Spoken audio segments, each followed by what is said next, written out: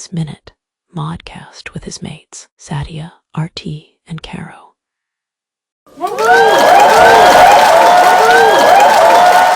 My next question for you, Arti, is how can I spot a deepfake within like 10 seconds? What are there any particular sort of telltale signs?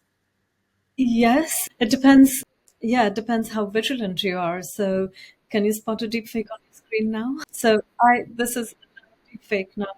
This is not the face of R.T. Samani, and seemingly it looks quite real and believable. But if you look with eagle eye, if you look carefully, you might see that the lips aren't quite syncing, so the audio and the video don't match up.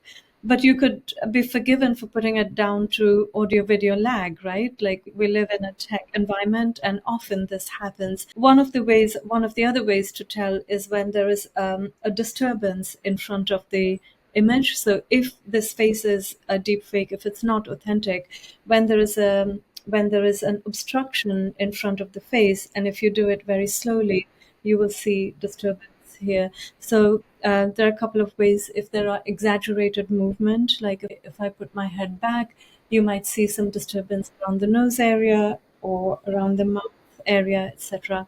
So these are some of the what I call be an idiot on the screen test. So when you're speaking with people, you're like, okay, I need to authenticate you. Can you turn your head this way? Can you turn your head that way? But these are This is it. So rather than talking about the weather like we like to do in the UK for the first 5 minutes, it's going to be everyone break their nuclear codes, read your codes. What's the safe word? Turn to the left, to the right. That's the first 10 minutes of every meeting then. Yeah, exactly. But on a more intellectual level, I think we have to fundamentally train our thinking to reverse what we have been used to. So we're trained as human beings to trust and believe familiar faces, familiar voices, figures of authority, etc. And what we're now saying is that you cannot trust the digital versions of them. Of course, I want to trust my network, my people I know 100%, provided I'm engaging with them in real time. But when I'm engaging with them on a digital environment, then I want to exercise curiosity and caution, and I want to validate their authenticity. So then it becomes important to ask questions that only you would know about each other, etc. So validating human authenticity in a very humanly intellectual way versus artificially intelligent manner. It's a whole new world we're going to embark on. I've been on the other side of some of those, like, when you get a Facebook Messenger message, and I'm always curious because no one really messages me on that. And then they're obviously taking over someone else's account. And then they start sort of in that friendly dialogue. And the moment I see it, I always say, hey, how's Johnny? Just make up a word. They're like, yeah, Johnny's cool, like they did in that Terminator movie. And then I'm like, yeah, that's not you. But then I just string them along for as long as I can. So I've got time on my hands. But there you go. Yes, Satya. Now that Arti showed how to spot deepfakes, I remember that on Instagram Reels nowadays there are like fake, like the doctors are giving podcasts like normal podcasts like us, but the voicing is different now. So maybe it says if you eat ginger, you will cure cancer. So eat a lot of ginger.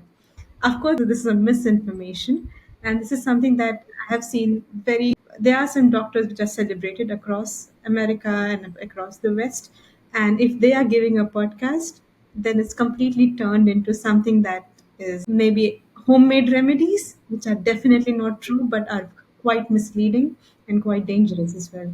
I think that's a really important point about context. So one of the things that makes deepfakes really difficult to spot, the meeting context, is reposting of images.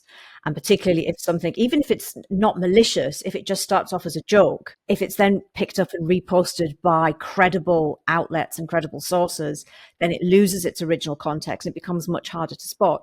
So in 2023, there was deepfake footage of the Pentagon being on fire. And it was quite, the Department of Defense very quickly debunked this as this is absolutely deep fake. But it was picked up by an Indian news channel and circulated very, very rapidly, so that before the US could point out this is a fake image. We have tested this. The Pentagon is not on fire. Here is real live footage of the not on fire Pentagon. The US stock market had tumbled. So because everything is real time now, including stock prices, reporting, 24-hour news, damage can be done really quickly, even with something quite obvious. And with that particular clip, we talk about deepfake detection tools. The Reuters Institute at Oxford, who obviously have more of a scope on journalism, and there's some interesting projects going on to try to help journalists in this area, because obviously it's very tricky. They tested that video, and most tools it did come up as fake AI generated. But when you cropped it, if you cropped the image, if you compressed the image, if you compressed any sound from it, or if you copied it and stripped the metadata, a lot of the tools were fooled. And that's been proven time and time again, where you've tested things like, I don't know if you saw the video of President Obama and Jordan Peele. Obama is a deep fake, very convincing, and then it switches into Jordan Peele to raise awareness of this.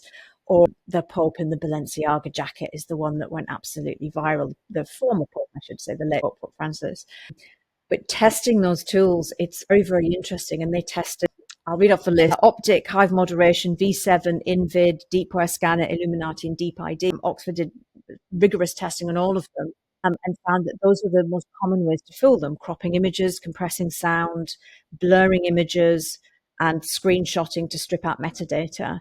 And quite often, something that would be identified as deepfake and AI generated would then pass the test if you cropped it or you compressed it or you took out some of the data points that the machine could use. Yeah, really interesting.